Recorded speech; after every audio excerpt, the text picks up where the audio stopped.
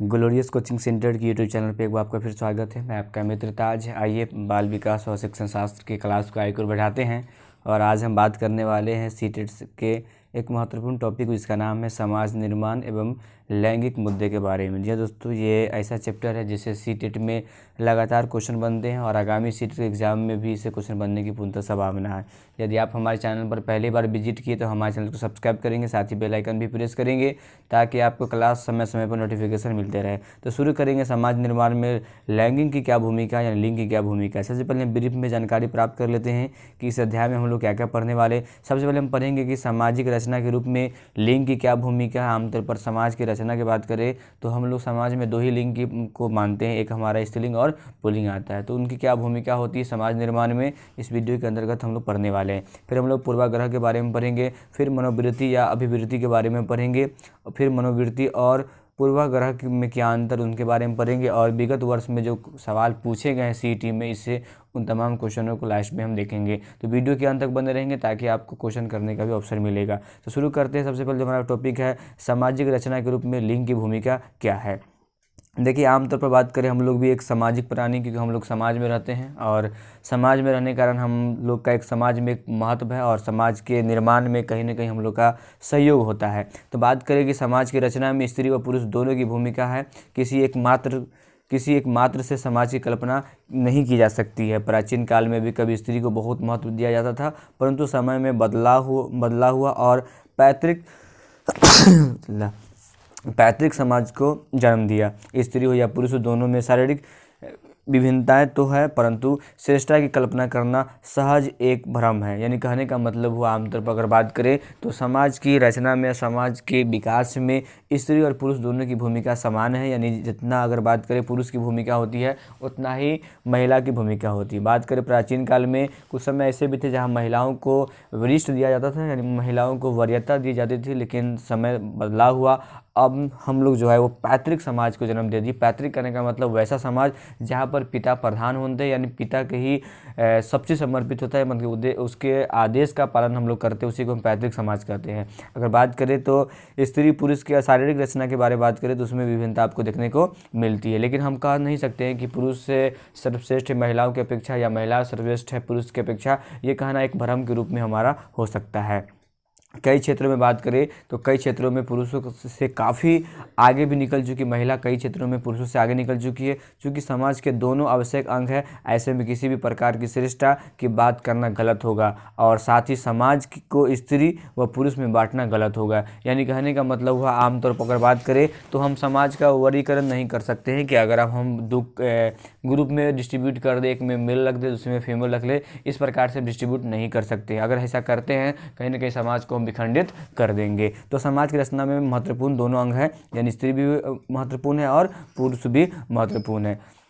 तो कभी कभी लोग क्या करते हैं, धर्म और जाति, कभी नस्ल, आखिर में हम लोग कब तक बढ़ते रहेंगे। यानी कहने का मतलब आखिर हम लोग किस प्रकार से विभेद उत्पन्न करते रहेंगे, कभी महिलाओं, कभी पुरुषों, तो कभी जाति, कभी हिंदू, कभी मुस्लिम, कभी सिख, कभी ईसाई, जैसे अवधारणाओं में हम लोग कब तक बढ़ते रहेंगे। ऐसी अवधारणा उसी को हम लोग पूर्वाग्रह कहते हैं और जिससे समाज की एक बेहतर समाज की कल्पना करना बहुत कोसों दूर तक गलत हो सकता है। तो इसका कहने का मतलब हुआ समाज में दोनों एक चीज़ ही है। लेकिन एक सवाल आपसे पूछा गया था कि लिंग पूर्वाग्रह क्या है, यानी लिंग क्या है। तो लिंग देखिए, अगर एक सवाल सीट ने पूछा गया था लिंग की, आमतौर पर लिंग बात करें तो लिंग एक सामाजिक अवधारणा है जहां पर हम डिसाइड करते हैं कि लिंग क्या। लिंग करने का मतलब वो स्त्रीलिंग पुल्लिंग ये तो प्राकृतिक है, लेकिन लिंग करके जो हम लोग विभेद उत्पन्न करते हैं वो एक सामाजिक उपज है जो हमारे समाज से लिया जाता है। तो लिंग संरचना जो है वो क्या है, हमारा एक सामाजिक ही उपज है। ठीक है, अब बात करेंगे पूर्वाग्रह के बारे में। देखिए, आमतौर पर पूर्वाग्रह को हम समझा सकते हैं वैसी अवधारणा जो बिना तर्क किए हुए, जिसके बारे में हमको पूर्णतः जानकारी नहीं है, लेकिन वो अवधारणाओं को हम लिए फिरते हैं और उसी चीज़ को हम मान्यता देते हैं,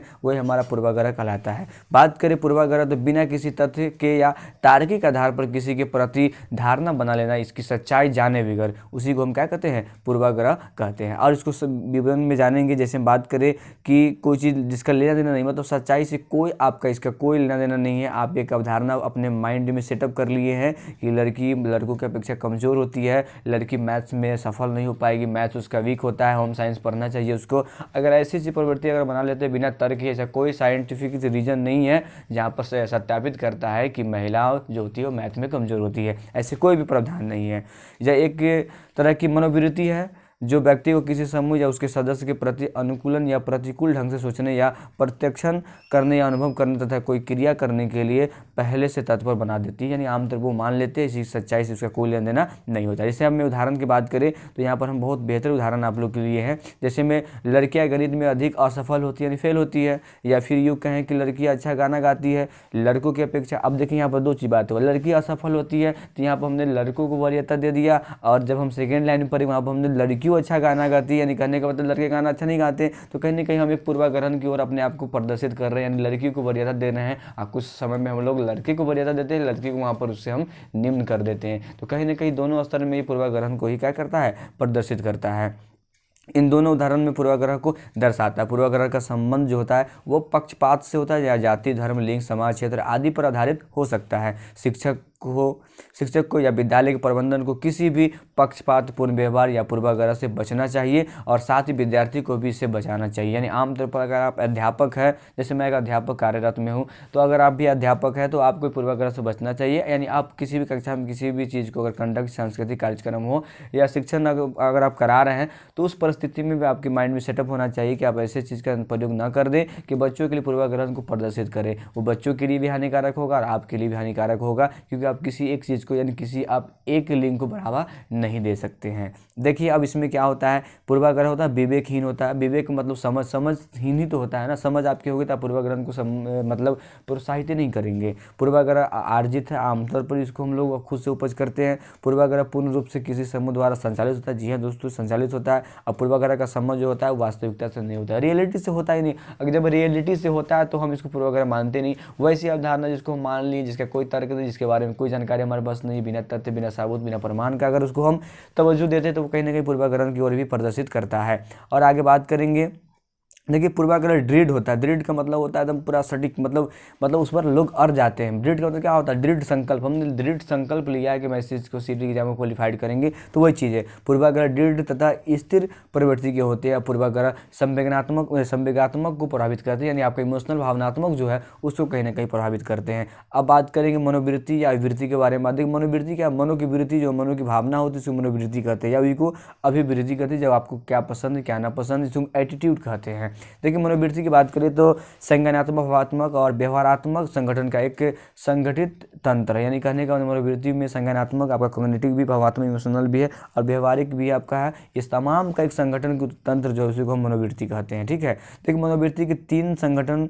के कुछ खास विशेषताएं मान के चले तो मनोवृत्ति है एक सकारात्मक तथा नकारात्मक दोनों होती है। यानी आमतौर पर मनोवृत्ति आपकी जो भाव जो होती है, आपके जो विचार होते हैं, जो आपके पसंद नापसंद जो होते हैं, वो आपके सकारात्मक भी हो सकते हैं और नकारात्मक दोनों हो सकते हैं। यानी नेगेटिव वे में भी होंगे और पॉजिटिव वे में भी होंगे। मनोवृत्ति का संबंध किसी विषय, धारणा या विचार से होता है। यानी कहने का मतलब जो आपका संबंध जो होता है मनोवृत्ति का होता है वो किसी भी टॉपिक से हो सकता है, किसी भी धारणा से हो सकता है, या आपका एक विचार भी आपके साथ में जुड़े हो सकते हैं। मनोवृत्ति सीखी जाती है। आमतौर पर मनोवृत्ति जो आपकी, अगर किसी भी चीज़ के बारे में आप अध्ययन विस्तारपूर्वक कर रहे हैं, अगर उसके बारे में आप कुछ कर रहे हैं, कहीं ना कहीं उसके बारे में आपने सीखा है, देन आपने उसको एक्सप्रेस किया है। मनोवृत्ति अपेक्षाकृत अस्थायी होती है, परिवर्तन संभव है। अगर आपकी मनोवृत्ति, अगर भावना कुछ से बन गई रूढ़िवादी, तो आपकी मनोवृत्ति में परिवर्तन हो सकता है, इससे संभव भी है। हो सकता है कि यह अस्थायी बन जाए, जो आप कभी इसको त्यागे नहीं, तो इस रूप से भी बन सकता है। और आगे बात करेंगे इसी पंक्ति में।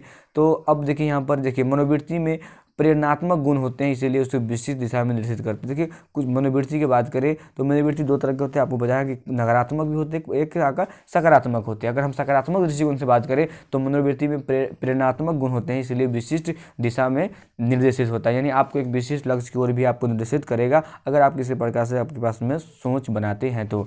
इसमें परिवर्तन संगत और असंगत दोनों हो सकता है। संगत करने का मतलब आप जिस प्रकार से चाह रहे हैं उस प्रकार से हो सकता है, और जो आप नहीं चाह रहे उस प्रकार से हो सकता है, उसको हम लोग संगत कहेंगे। दोनों रूप से आपको हो सकता है। अब मनोवृत्ति और पूर्वाग्रह में अंतर की बात करें, क्या कि मनोवृत्ति और पूर्वाग्रह में भी अंतर है, तो हम जान लेते। देखिए मनोवृत्ति व्यक्तिगत होता है तथा पूर्वाग्रह सामाजिक या समूह नहीं है। देखिए आमतौर पर आपकी मनोभावना है, हो सकती है हमारी और आपकी मनोभावना अलग हो, लेकिन कोई चीज़ रूढ़िवादी हमारे समाज में विकसित होती है तो उसमें समाज के बहुत सारे तबके के लोग उसमें शामिल हो जाते हैं। आमतौर पर अगर कोई अवधारणा अगर आपके समाज में विकसित हुआ है तो उससे आप ही नहीं बल्कि आपके समाज के बहुत सारे लोग उसमें क्या होते हैं, मतलब निहित होते हैं, मतलब शामिल हो पाते हैं। तो कहने कहने का दोनों में अंतर है। मनोवृत्ति में क्या है, मनोवृत्ति में परिवर्तन अपेक्षाकृत आसान है, जबकि पूर्वाग्रह में परिवर्तन आसान नहीं है। देखिए आपकी मनोभावना अगर चेंज हो गई है या आप नकारात्मक की ओर चले गए तो आप उसको पॉजिटिव वे में ला सकते हैं, लेकिन आप पूर्वाग्रह में परिवर्तन करना आपके लिए आसान नहीं है, लेकिन संभव है, लेकिन बहुत कठिन है, क्योंकि वो चीज़ छोड़ना वो गाँव के समाज के लोग छोड़ना चाहेंगे ही नहीं, इसलिए बहुत ही कठिन आपको वहाँ पर हो जाएगा।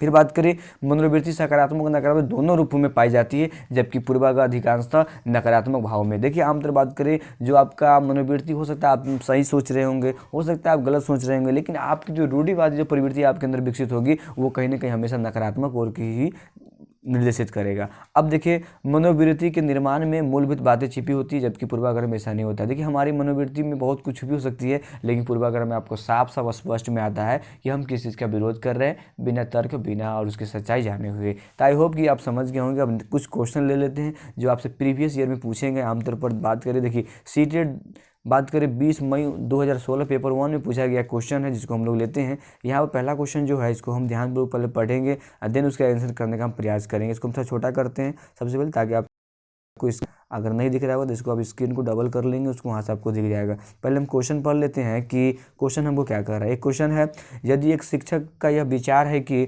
लड़कियों को भिन्न प्रकार की शिक्षा देने की आवश्यकता है जो बेहतर पत्नी और माँ बनने में उसकी मदद कर सकते, तो इस प्रकार के विचार का, यानी एक शिक्षक का सोच है कि वो लड़कियों को बेहतर शिक्षा दे, भिन्न का मतलब अलग शिक्षा दे, ताकि वो एक पत्नी के रूप में भी अपने आप को स्टेबल कर सके और उसके बाद में एक माँ के रूप में भी स्टेबल कर दे। तो इस प्रकार की भावना को आप कहाँ तक देखते हैं। पहला ऑप्शन आपके लिए है कि लड़कियों के प्रति क्या है, यहाँ पर देखिए लड़कियों के पहला ऑप्शन वहाँ पर ढक गया, इसको मिला लेते हैं। लड़कियों के प्रति सामाजिक अभिवृद्धि को चुनौती देता है, या यह प्रदर्शित करता है कि शिक्षक सामाजिक दृष्टिकोण को परिवर्तित नहीं कर सकते और न ही करने की कोशिश करनी चाहिए। लड़कियों के लिए लाभकारी है और समाज द्वारा दी गई सुविधा को बेहतर तरीके से निष्पादित करने में उनकी मदद करेगा। यह ऑप्शन नंबर डी जो है कि लिंग पूर्वाग्रह को बढ़ावा देता है और लड़कियों की क्षमताओं को सीमित कर। देखिए यहाँ पर जो बात कही गई, आमतौर पर लड़की के पूर्वाग्रह को बताया गया और लड़कियों की क्षमता को कम किया गया, तब तो उसके बारे में सोचा गया कि उसको एक भिन्न प्रकार की शिक्षा दिया जाए,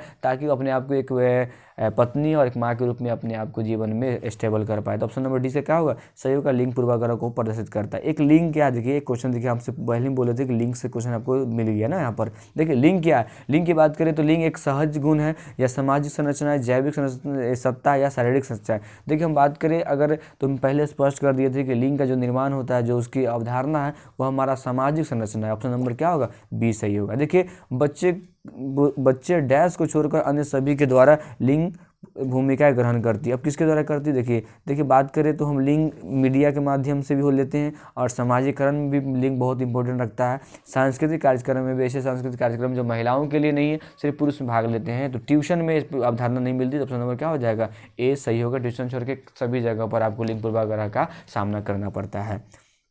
चौथा नंबर क्वेश्चन की बात करेंगे, निम्नलिखित में से कौन सा कथन सत्य है, और यूपी टेट में पूछा हुआ क्वेश्चन है 2011 में, जिस पर बात करते हैं। देखिए कौन सा कथन सत्य है, सत्य कहने का मतलब इसमें चुनना है आपको। लड़कियां अधिक बुद्धिमान होते हैं, लड़के क्या होते हैं, अधिक बुद्धिमान होते हैं। लड़कियां अधिक बुद्धिमान होती है, बुद्धिमान का लिंग के साथ संबंध नहीं है। सामान्यतः लड़के लड़कियों से अधिक बुद्धिमान होते हैं। देखिए आमतौर पर कोई प्रमाण नहीं जहाँ पर आप लड़कियों को श्रेष्ठ मान सकते हैं या लड़कों को श्रेष्ठ मान सकते हैं, तो बच्चों की बुद्धिमानी पर लिंग का कोई प्रभाव नहीं पड़ता। यानी कहने का मतलब सी ऑप्शन नंबर सही होगा, यानी बुद्धि का लिंग के साथ में कोई संबंध नहीं। There is no relation between intelligence to relative sexual, कोई रिलेशन नहीं इसके साथ में। अगर बात करें पुरुष स्त्रियों की अपेक्षा ज़्यादा बुद्धिमान होते हैं, ये कथन कैसा है। अगर हम आपसे बात करें कि पुरुष जो होता है वो स्त्रियों की अपेक्षा ज़्यादा बुद्धिमान होते हैं, विजडम होते हैं, तो आप इस कथन को किस प्रकार से लेंगे। देखिए ये भी सीटेट 2011 में पूछा हुआ है, सही हो सकता है। ये लैंगिक पूर्वाग्रह को प्रदर्शित करता है, बुद्धि के भिन्न पक्षों के लिए सही है। यानी देखिए अगर बात करें, अगर किसी को वरीयता नहीं दे सकते हैं, इसलिए हमारा जो उत्तर होगा वो लैंगिक पूर्वाग्रह को प्रदर्शित करता है कि हम किसी भी एक पक्ष वाले लिंग को हम वरीयता नहीं दे सकते हैं। अब लास्ट क्वेश्चन बात करें, 6 नंबर क्वेश्चन है, लगता है क्वेश्चन अधूरा, इसलिए हम इसका ऑप्शन नंबर सी और डी नहीं दिया हुआ है, इसलिए क्वेश्चन को हम छोड़ रहे हैं। तो आई होप कि आप 5 में 5 क्वेश्चन नंबर सही बना लिए होंगे। जब नेक्स्ट वीडियो में बात करेंगे तो इससे आगे बात करेंगे। तब तक के लिए मुझे जय हिंद जय भारत।